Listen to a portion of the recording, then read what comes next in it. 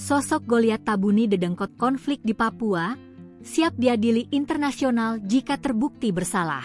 Sosok Panglima Kelompok Kriminal Bersenjata, KKB, Organisasi Papua Merdeka, OPM, Goliat Tabuni kini menjadi sorotan.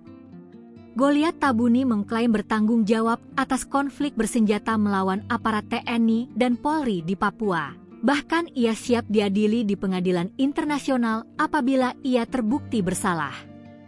Klaim itu disampaikan lewat siaran pers yang dirilis manajemen Markas Pusat Komnas TPNPB lewat juru bicaranya, Sepbi Sambom, Kamis, 29 Mei 2025. Lantas, siapa sebenarnya Goliat Tabuni?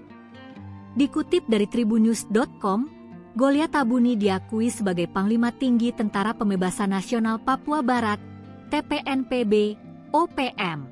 Menurut laporan understandingcolit.org tahun 2015, Goliat berasal dari daerah Gurage di Puncak Jaya.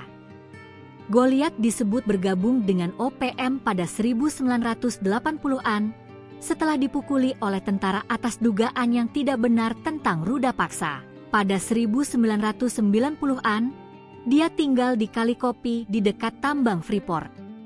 Lalu, dia kembali ke Puncak Jaya tahun 2004. Goliat dikabarkan turut campur tangan dalam pemilihan setempat. Segera setelah kembali ke Puncak Jaya, dia dan pengikutnya mulai bentrok dengan aparat kepolisian dan militer di Tinggi Nambut.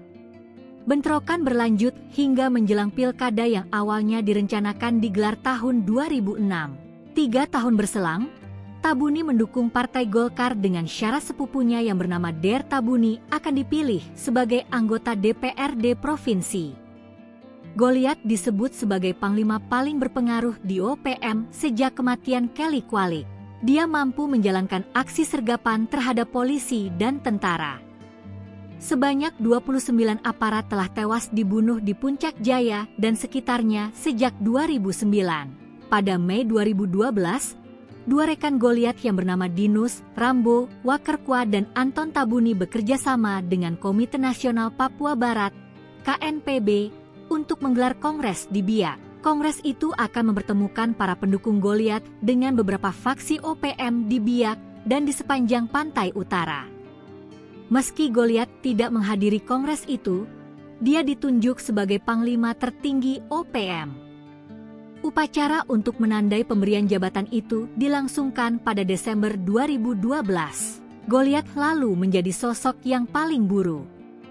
Polisi, intelijen, dan militer pada masa pemerintahan Presiden Susilo Bambang Yudhoyono sudah berulang kali berusaha menjalin kontak dengannya. Jika dia bisa dibujuk untuk menyerah, diperkirakan para pengikutnya juga bakal meletakkan senjata. Upaya membujuk Goliat juga berlanjut pada masa kepemimpinan Presiden Jokowi. Pada 2015, ada pengumuman Goliat bersedia menyerah dengan imbalan akan diberi rumah oleh pemerintah.